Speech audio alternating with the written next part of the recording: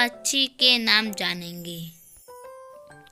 ए है कौवा, ए है कोयल, ए है सारस, ए है कबूतर, ए है चील, ए है उल्लू, ए है बत्तख, ए है तोता,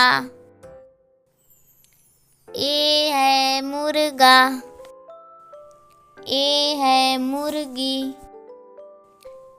ए है मोर, ए है मोरनी, ए है उकाबाज, ए है हंस, ए है बुलबुल, ए है फकथा, ए है चमगादड़, ए है शुतुरमुर्ग। वीडियो अच्छा लगा हो तो लाइक एंड सब्सक्राइब करें।